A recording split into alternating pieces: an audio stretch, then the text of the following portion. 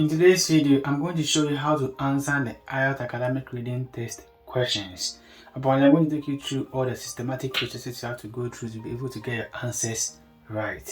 So if you think this video will give you much value, why don't you come with me as we look at that.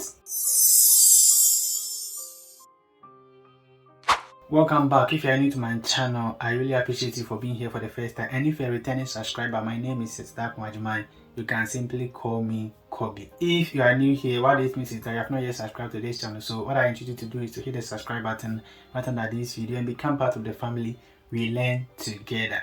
So as you can see on the board, I'm going to take you through every bit and pieces of how to answer the IELTS Academic Reading Test questions. The reason why I'm doing this is because I've had a lot of people contact me saying that they are doing so well in the listening test, they are doing so well in the IELTS writing test, they are doing so well in the speaking test, but the reading test is tearing them apart. And I feel like I have to share my tricks and techniques that it helped me to get a band score I was looking out for. So let's say I'm a new IELTS test taker, or probably I'm in the examination center to write my IELTS Academic Reading Test. What is the first thing I have to do? Now, once you have the paper in front of you, what happens is that they will tell you not to open it until you are told to do so. Now, once they say start work, all you have to do is that I usually prefer to start answering my question from the first passage, and then I drift to the second passage and then the third passage.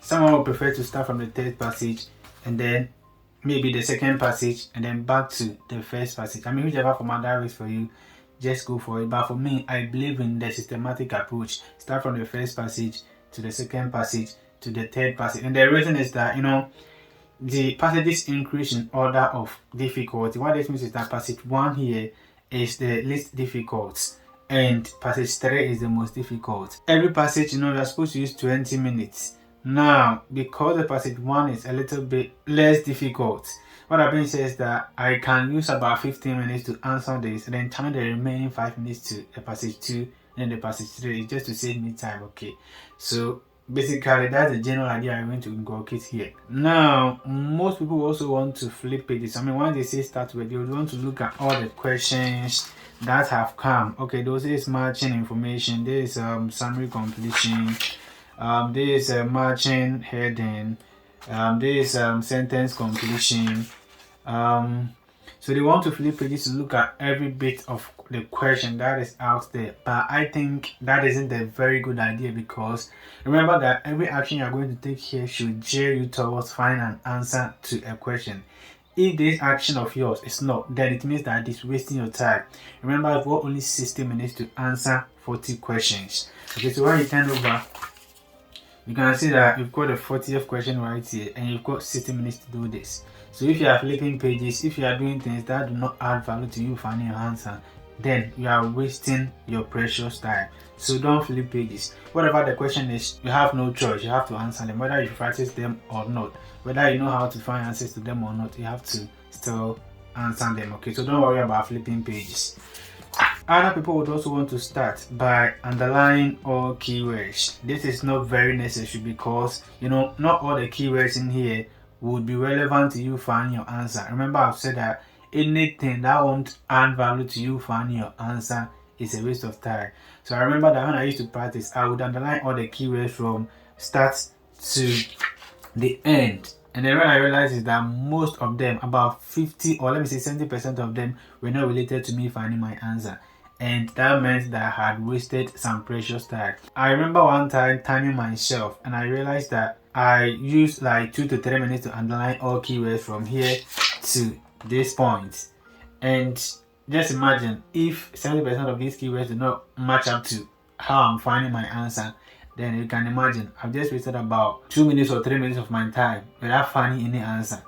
So the strategy I've adopted, and I teach most of my students, is that don't worry yourself underlining keywords, because this is a waste of time.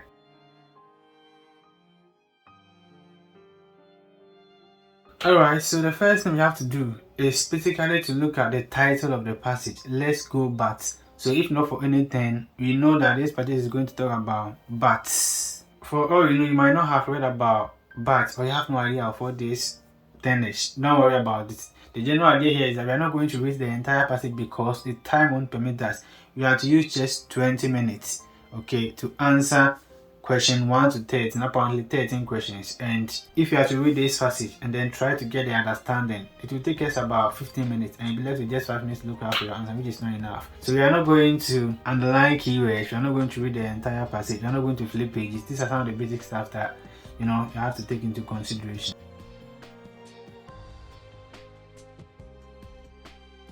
Now, once you know the title of the passage, you know how many minutes you are supposed to use to answer this question. Check the type of questions we've got for the passage 1 and not for passage 2 or passage 3. When we get there, you will look at them. So, from question 1 to 5, I've got a type of question that is known as matching information. So this question type is known as matching information. Now, your success in IELTS has to also deal with the fact that you are able to identify the type of question you are answering, and that is why when I'm teaching my students, I prefer to start them with the format, the question type, the number of pages, the different type of pages you've got, so that they have a fair idea that if this question is put right in front of you, you know what type of question it is and that you can vividly answer it.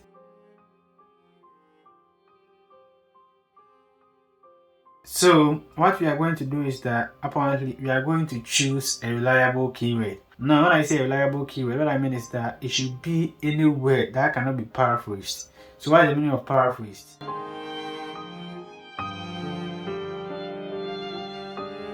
You are changing the word but not the meaning. So you are going to locate a keyword here that cannot be changed in the passage.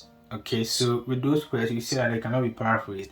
But if you choose any word here and then apparently you go to the passage and that word has changed, you see that it has been paraphrased. And what I usually teach my students is much more of make sure that you are keeping in mind about 4 keywords. And then there's a skill you have to master apparently. Now with matching information questions, you can't rely on any keyword because there's no specific keyword in here. If you are choosing wildlife, apparently remember that the passage is about bats. And what this means is that you may have a bit of wildlife spread across the passage and you won't be able to find your answer. So what I usually teach my students is that don't worry yourself finding any keyword in the matching information. Now let's come down to the summary completion. So you can look at a keyword like facial vision. So this is the first keyword you have to keep in mind. So what this means is that apparently to look out for the answers for this particular question type, when we come to the passage, you should be looking out for the keyword facial vision. Now this keyword will direct us to a paragraph where we can find the answers to this particular type of question. Once you are done with this, you're going to look at the other question type. You've got 3 different question types under the passage 1. The first one is matching information. This is much more of a summary completion. And then when we come here, you've got sentence completion. So the question is, what keyword in here can be much more reliable? So what I'm going to do is that I'm going to choose rather. So remember that we chose the first keyword, which is facial vision, and then you have rather here, which probably may be our second keyword. Once I have this keyword, wherever I see that in the passage, it will be telling me that I'm getting closer to finding the answer to this particular type of question, and then I have to pause and then read that. You are going to skim and scan through the entire passage, and it's because of the matching information. What is matching information? What is the examiner expecting from you? What are you expected to do? We've got these statements hidden in one of the paragraphs or in the paragraph on here, and then they expect you to find which paragraph contains this statement. Okay, I mean it's as simple as that. So for example, examples of wildlife other than bats which do not rely on vision to navigate by. So the general question is trying to solve is, in which paragraph from A to E is this statement found? And that is what we are going to do. Now, because we can't really hold on to any reliable keyword from here, we are going to keep the 2 keywords in mind. Do you still remember them? I do. Facial vision and then rather. So we're going to start reading from the first paragraph, which is that.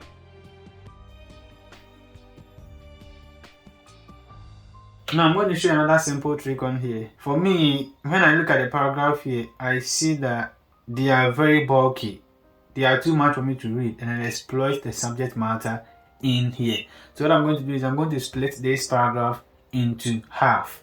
So usually what I do is that I'll just find a very fine given point here and then split this into 5 halves. Okay, so let's do that.